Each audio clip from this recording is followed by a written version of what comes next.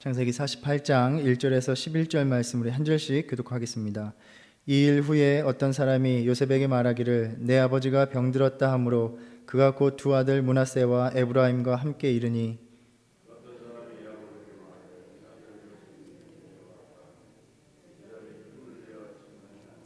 요셉에게 이르되 이전에 가나안 땅 루스에서 전능하신 하나님이 내게 나타나사 복을 주시며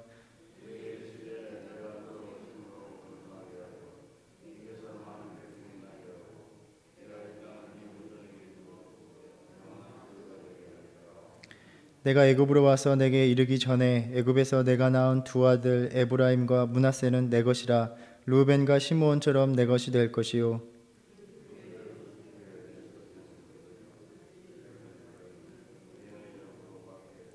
내게 대하여는 내가 이전에 바단에서 올 때에 라헬이 나를 따르는 도중 가나안 땅에 죽었는데 그곳은 에브랏까지 길이 아직도 먼 곳이라 내가 거기서 그를 에브랏 길에 장사하였느니라. 에브랏은 곧 베들레헴이라.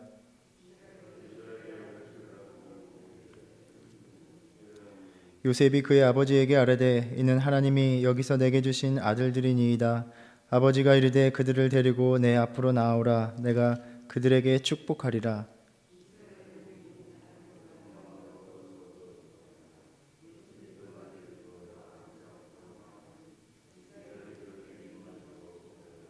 함께 읽겠습니다. 요셉에게 이르되 내가 내 얼굴을 보리라고는 생각하지 못하였더니 하나님이 내게 내 자손까지도 보게 하셨도다. 아멘. 이제 48장부터 50장까지는 25장에서 시작된 야곱의 이야기, 또 37장에서 시작된 요셉의 이야기가 마무리되면서 야곱의 임종시에 행하는 축복의 장면들을 전하고 있습니다. 고대 사회에서 이 모든 남자 상속자들은 족장의 마지막 축복을 받기 위해서 임종의 자리에 나오는 것이 관습이었습니다. 이 야곱의 죽음이 어떻게 세대들 간의 연속성을 갖게 하는가를 돌아보게 하는 그러한 말씀들입니다. 아버지 야곱이 병들었다는 소식이 요셉에게 전해졌고 요셉은 두 아들 므낫세와 에브라임과 함께 야곱을 방문합니다. 아들 요셉이 왔다는 말을 듣고 야곱이 힘을 내서 침상에 앉았다라고 전합니다. 연로하여 노쇠하고 또 병으로 인하여 쇠잔해진 야곱의 모습을 떠올리게 합니다. 그는 힘겹게 일어나 앉았고 또 8절을 보면 함께 온 손자들을 알아보지 못할 정도였던 것 같습니다. 야곱은 자신을 찾아온 아들 요셉에게 몇 가지를 이야기합니다. 먼저 베델에서 하나님이 자신에게 복을 주시고 땅을 주시기로 한 약속을 회상합니다. 3, 4절의 말씀입니다. 이전에 가나안 땅 루스에서 전능하신 하나님이 내게 나타나사 복을 주시며 내게 이르시되 내가 너로 생육하고 번성하게 하여 내게서 많은 백성이 나게 하고 내가 이 땅을 내 후손에게 주어 영원한 소유가 되게 하리라 하셨느니라. 얼핏 보면 병문안을 해온 사랑하는 아들 요셉과 지난 날을 떠올리는 그저 부자들 간의 간단한 담소처럼 보입니다. 그렇지만 여기에는 야곱의 변하지 않는 하나님의 약속에 대한 믿음, 그리고 이 믿음을 전수해 줌으로써 요셉을 도전시키고 있음을 우리는 볼 수 있습니다. 야곱은 자신에게 주셨던 하나님의 복과 자손에 대한 그 번성의 그 약속이 이루어졌음을 확신하고 있습니다. 애굽에서 누리는 현재의 복은 하나님의 선물이었습니다. 어제 말씀 47장 27절에서 이스라엘 족속이 애굽 고센 땅에 거주하며 거기서 생업을 얻고 생육하고 번성하였더라라고 말씀하고 있습니다. 약속의 땅을 떠나서 고센 땅에 머물게 하시면서 야곱의 일가가 이스라엘 백성으로 확장되어 나가도록 하나님께서 인도하셨던 것입니다. 하지만 고센은 하나님께서 그 모든 약속을 이루어 가시는 한 과정일 뿐 결코 성취의 자리가 아니었습니다. 그렇게 야곱에게는 여전히 하나님께서 주신 약속이 남아 있었습니다. 내가 이 땅을, 즉 가나안 땅을 내 후손에게 주어 영원한 소유가 되게 하겠다라는 말씀이 아직 남아 있습니다. 여기에는 단지 루스, 즉 베델에서 주셨던 약속뿐만이 아니라 17장에서 하나님께서 아브라함에게 주셨던 그 약속까지도 이어지고 있고 연결되고 있습니다. 이와 같이 아브라함을 부르시면서 주셨던 하나님의 약속과 명령은 그렇게 아브라함과 이삭과 야곱에게 주어지고 또 다음 세대를 통해서 이어지고 수행되어야 하는 것이었습니다. 약속의 여정은 결코 야곱 자신에게서 끝나는 것이 아니었다는 의미입니다. 땅에 대한 약속이 아직 다 성취되지 않았습니다. 그런데 우리가 47장에서 계속해서 고센 땅의 의미를 살펴보았습니다. 47장 17절에 보면 요셉이 바로의 명령대로 그의 아버지와 그의 형들에게 거주할 곳을 주되 애굽의 좋은 땅 라암셋을 주어 그들에게 주어 소유로 삼게 하고 라고 말씀하고 있습니다. 이미 그들에게는 땅이 선사된 것 같습니다. 그들의 소유가 되었다 말하고 있습니다. 그렇지만 애굽에서 주어진 땅을 소유라고 말하고 있지만 오늘 본문 4절에서 보면 가나안 땅과 같이 그것은 하나님께서 그들에게 주신 영원한 소유가 아니었다라는 것입니다. 가나안 땅은 주님께서 주신 영원한 소유였습니다. 그렇게 이 땅에 대한 약속은 여전히 미래를 향하여 남아 있었고 후손을 통해서 성취되어야 하는 일이었습니다. 그래서 후손들 역시 그 약속을 기다리며 그 약속을 향해 준비되고 그 약속의 부르심으로 나아가야 했던 것입니다. 야곱은 요셉에게 자신의 장지를 이 애굽 땅이 아니라 조상들이 묻힌 가나안 땅, 약속의 땅이 되게 하라라고 부탁하였습니다. 그는 자신의 죽음 너머까지도 이루시는 하나님의 약속을 붙들고 살아간 사람이었습니다. 그리고 그는 자신이 약속의 후손임을 잊지 않고 살아왔습니다. 지금 자신의 아들 요셉에게 자신에게 주셨던 하나님의 약속을 다시 회상하면서 이야기해 주는 것은 어떤 의미가 있는 것입니까?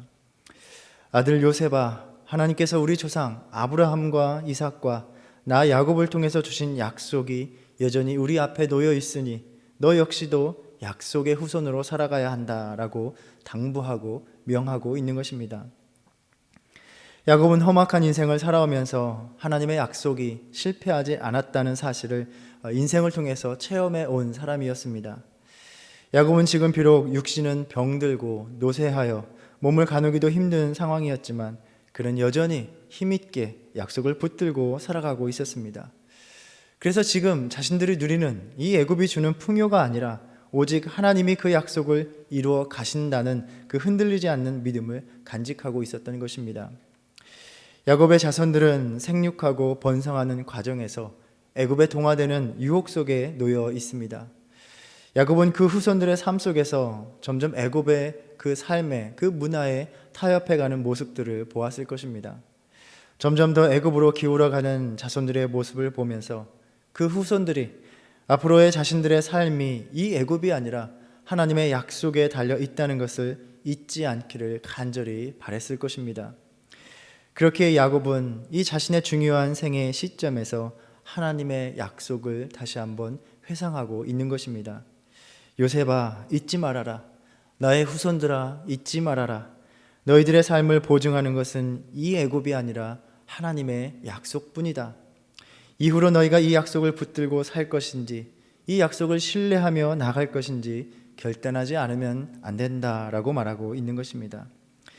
야곱은 요셉에게 또 후손들에게 하나님의 약속을 향하여 나아가기 위해서는 언젠가 이 애굽을 떠나야 한다는 것을 넌지시 비추고 있는 것입니다.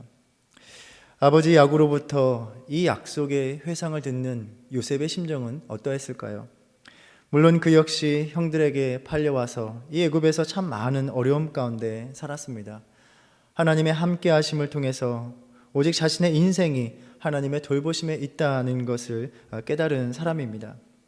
예수님의 예표로 볼 수 있는 이 요셉의 믿음을 의심할 필요는 없을 것입니다. 그런 한편으로 인간적으로 생각해 보면 또 믿음이 없는 사람이라면 아버지의 이 말은 큰 도전으로 다가왔을 것입니다. 아니 아버지, 무슨 말씀입니까? 이 이상 우리의 삶이 얼마나 더 풍족해지고 우리가 이 세상에서 얼마나 더 누리며 살아갈 수 있겠습니까? 가나안 땅으로 간다 한들 그곳에서 여기보다 더 나은 삶을 살아갈 수 있겠습니까? 우리가 누리는 이 모든 것들을 버리고 하나님의 약속을 위해 떠나야 한다는 말은 상당히 불편한 말로 다가오기도 했을 것입니다. 이 야곱의 회상을 통해서 이 다음 세대에게 해야 할 우리의 역할이 무엇인가를 돌아보게 됩니다. 그들에게 하나님의 약속을 끊임없이 전하고 가르치고 도전시켜야 한다는 것입니다. 야곱이 자신의 후손들에게 애굽으로부터 언제든 결별할 준비를 하게 한 것처럼 우리 세대들에게도 이 세상의 가치관과 삶의 방식에 언제든 이별을 고할 믿음의 준비를 시켜야 한다는 것입니다. 하나님의 복을 받아들이고 그 약속을 성취하는 길로 떠나는 그 길은 세상을 포기하는 일이 필요하다는 것을 가르쳐야 한다는 것입니다. 지금까지 우리는 부모의 세대로서 우리 자녀들의 세대에게 하나님을 위해서 세상을 포기하게 만들고 있습니까? 아니면 세상의 것들을 위해서 하나님을 향한 예배와 헌신을 포기하게 만들고 있습니까? 한 주석가의 말처럼 이 야곱이 지난날의 약속을 회상하는 것은 그 다음 세대에게 믿는 자로서의 현실 이해를 가르치려는 목적이 있다라고 보여집니다. 애굽의 땅, 세상적으로 좋은 고센 땅에 머물러 있지만 약속의 후손으로서 살아가는 것, 약속을 기다리는 자, 약속을 바라보는 자로 살아가도록 가르치는 것입니다. 참 우리 다음 세대를 신앙으로 도전시킨다는 것은 너무나 어려운 일이고 힘든 일입니다. 이 다가오는 세대들은 점점 기다리지 못하는 세대가 되어가고 있습니다. 더 나은 미래를 위해서 지금의 고통스러운 현재를 기다림으로 보내는 것을 죽기만큼이나 싫어하는 세대입니다. 야곱의 후손들은 점점 애굽의 삶, 애굽에서 보내는 현재를 소중히 여기며 살아갔을 것입니다. 나는 그냥 지금 내 인생을 즐기겠다고, 절대 버리지 않겠다고 하는 것입니다. 그러나 우리는 그 가운데서 하나님께서 주신 이 약속을, 이 말씀들을 그들에게 끊임없이 이야기해야 하고, 이것이 다음 세대 앞에서 우리에게 주어진 사명이라는 것입니다. 확실히 야곱의 모습은 오늘날 부모의 세대로서 살아가는 우리들에게 묵직한 도전을 던져주고 있습니다. 사실 오늘날 그저 이 세상에서 내 자녀들이 어려움 없이 살아갈 수 있다면 만족스럽지 않겠습니까? 생육하고 번성하며 애굽에서 풍요롭게 살아가는 자신의 후손들을 보면서 여느 부모 세대라면 이렇게 내 자손들이 세상적으로 부족함이 없이 살아가면 되는 것이지 더 이상 바랄 것이 무엇냐라고 말할 것입니다. 그래서 지금도 세상적으로는 어떻게든 뒤처지지 않게 하려고 아이들을 몰아붙이며 온 힘을 다하며 열심으로 애를 쓰면서도 자녀들이 신앙적으로 올바르게 성장하는 것에 대해서는 별로 신경을 쓰지 않는 현실입니다. 아니 오히려 오늘날 자녀들을 둔 부모 세대가 이미 애굽의 삶을 소중히 여기는 세대가 되어버린 것 같습니다. 신앙적으로 유익하지 않은 그 세상적인 문화를 즐기는 곳에 예배의 자리를 떠나서라도 자녀들을 데려가고 그러한 삶을 즐기게 하고 그것이 인생의 의미 있는 추억으로 남을 것처럼 자녀들을 인도하고 있는 것입니다. 그리하여 굳이 하나님의 약속을 바라보며 살아가지 않는 부모들의 믿음이 굳이 하나님을 찾지 않는 자녀들의 삶으로 이어지고 있는 안타까운 우리 믿음의 현실입니다. 우리 공동체의 사정도 다르지 않습니다. 자신도 자녀들도 하나님의 약속을 붙들고 살아가지 않는 삶, 고센에 머물기로 결심한 그 신앙의 삶이라는 것입니다. 애굽의 총리가 되어서 애굽의 모든 권세를 누리는 요셉에게 자신의 약속을 회상하면서 당부하고 명하고 있는 야곱의 모습이 우리들의 믿음의 모습이 되어야 한다. 주님께서 말씀하고 계십니다. 앞으로의 모든 삶이 하나님의 약속에 달려 있음을 이 다음 세대에게 우리의 신앙의 삶으로 가르치는 저와 여러분 되기를 바랍니다.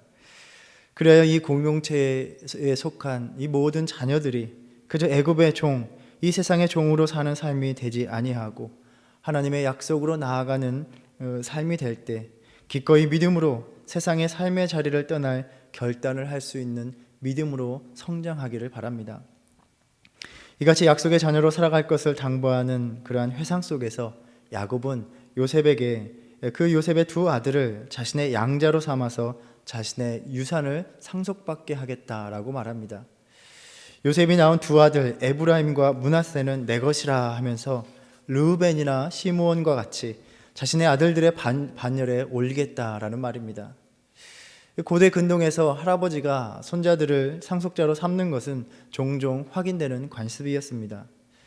그런데 얼핏 보면 요셉에게는 날벼락 같은 말입니다. 왜 갑자기 내 아들들을 아버지의 아들로, 아버지의 상속자로 만들겠다라고 말하는 것입니까? 이 애굽 땅에 나그네처럼 머물고 있는 야곱과 애굽의 총리가 된 요셉 중에서 누가 더 상속해 줄 것이 많이 있겠습니까?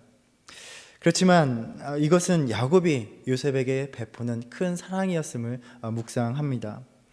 요셉은 17살에 17살에 애굽으로 팔려왔고 야곱의 아들로서보다는 애굽인으로서 더 많은 세월을 살아왔습니다. 이제 애굽의 총리로서 애굽인이나 다름이 없습니다. 당연히 애굽의 의복을 입고 모든 삶의 양식이 애굽의 양식으로 살아가고 있었을 것입니다. 그리고 므낫세와 에브라임도 애굽의 여인을 통해서 낳은 자식들입니다. 자신과 그 자식들이 애굽에 속하여 살아왔기 때문에 어쩌면 자신의 집은 하나님의 약속의 후손에서 떨어져 나온 것 같다라는 생각을 지울 수 없었을 것입니다. 그러나 므낫세와 에브라임이 야곱의 아들로서 속하게 됨으로 인해 이제 다른 모든 형제들과 더불어 자신의 아들들을 통하여 동등하게 하나님의 약속을 이어받는 상속자의 권리를 갖게 된 것입니다. 야곱의 아들들이 약속의 땅에서 지파를 이루어 살아갈 때에 그 12지파에서 오히려 요셉이 그 두 아들로 인하여 두 자리를 차지하는 것을 우리는 보게 됩니다. 이같이 야곱의 손주들을 거두어 주는 것이 요셉이 다시 약속의 후손에 들어오는 것과 같은 의미로 본다면 요셉에게는 이 말은 참으로 감격스러운 말이 아닐 수 없습니다. 또 야곱은 베냐민을 낳다가 죽었던 요셉의 어머니 라헬을 회상합니다. 이것은 다른 형제들이 아닌 요셉과만 나눌 수 있는 이야기였을 것입니다. 자신이 사랑하는 여인 라헬의 죽음에 대한 자신의 슬픔을 마음껏 드러내고 이야기할 수 있는 자식이 바로 그의 아들이었던 요셉이었던 것입니다. 라헬의 이야기를 하는 것은 35장에서 디나의 사건 이후에 베델로 올라가서 하나님의 복을 받은 것과 그 이후에 라헬의 죽음에 대한 이야기를 하는 것과 그 흐름이 평행을 이루고 있습니다. 한편으로는 여전히 라헬에 대한 그 아들에 대한 자신의 마음을 드러내면서 그 아내의 죽음과 더불어서 자신의 죽음을 내다보고 있다라고 말하기도 합니다. 하나님의 약속에 대한 야곱의 회상은 어쩌면 요셉과 그 후손들에게 그 후손들을 끊임없이 갈등하게 만들었을 것입니다. 이미 애굽의 삶을 소중히 여기며 안주하고 살아가고 있는 후손들에게 너희는 약속의 자손으로 살아가야만 한다고, 하나님의 약속의 삶을 살아가기 위해서는 너희가 사랑하는 지금의 삶을 포기할 줄 알아야 된다라고 말하는 것이기 때문입니다. 우리가 자녀들에게 하나님의 약속, 이 말씀에 대한 이야기를 할 때에도 우리는 똑같은 문제에 당면할 것입니다. 그들은 심히 고민하게 될 것이고 또 우리는 자녀들의 세대들과 갈등을 겪게 될 수도 있습니다. 하지만 이것이 끊임없이 믿음의 부모의 세대로서 우리가 해야 할 일이라는 것입니다. 오늘날 우리 자녀들이 아무런 신앙에 대한 고민과 갈등 없이 세상의 삶을 받아들이고 그 안에 동화되려 하고 그것이 마치 관용의 미덕인 것처럼 착각하며 살아가고 있는 것이 우리의 현실입니다. 어쩌면 안타깝게도 그것은 그들의 부모 세대에게서 배운 신앙일지도 모르겠습니다. 우리의 자녀들을 위해서라도 야곱과 같이 하나님의 약속을 잊지 않는 자의 삶을 살아가는 것, 그리하여 우리의 삶은 오직 하나님께서 주신 약속에 달려 있다는 것, 그 약속으로 나아가기 위해서 세상에 안주하지 않는 삶을 살아내는 것이 오늘 이 말씀 야곱을 통해서 주님께서 우리에게 요구하시는 믿음의 삶이라는 것입니다. 우리가 어제 묵상한 바와 같이 하나님의 약속을 잊으려 하는 그 애굽의 풍요를 누리는 고센에 눌려 앉으려 하는 우리의 신앙이 아닌지 돌아보면서 우리 자녀 세대에게 약속을 붙들고 살아가는 그 믿음의 삶을 보여줄 수 있는 저와 여러분의 신앙의 삶이 되기를 간절히 소망합니다. 기도하겠습니다. 주님, 육신의 노쇠함 속에서도 자신의 마지막 순간에도 하나님의 약속을 기억하는 자로 살았던 야곱의 모습을 보게 하셨습니다. 지난날 자신이 원하는 것을 얻어내는 것에만 집착하던 야곱이 이제는 하나님의 약속만을 붙들고 살게 된 것처럼 이제 우리의 믿음도 주님의 약속만을 의지하고 바라보며 살아가는 삶이 되기를 소망합니다. 특별히 우리 공동체에 맡기신 어린 자녀들, 애굽을 사랑하며 애굽의 삶을 자랑하는 자녀들이 아니라 약속의 후손으로 살아가게 하여 주시옵소서. 그들에게 본이 되는 믿음의 삶을 살아갈 수 있도록 오늘도 우리 모두의 연약한 믿음을 붙들어 주시옵소서. 예수님의 이름으로 기도드립니다. 아멘. 하늘에 계신 우리 아버지여, 이름이 거룩히 여김을 받으시오며 나라의 임하옵시며 뜻이 하늘에서 이룬 것 같이 땅에서도 이루어지이다. 오늘날 우리에게 일용할 양식을 주옵시고 우리가 우리에게 죄 지은 자를 사하여 준 것 같이 우리의 죄를 사하여 주옵시고 우리를 시험에 들게 하지 마옵시고 다만 악에서 구하옵소서. 나라와 권세와 영광이 아버지께 영원히 있사옵나이다. 아멘.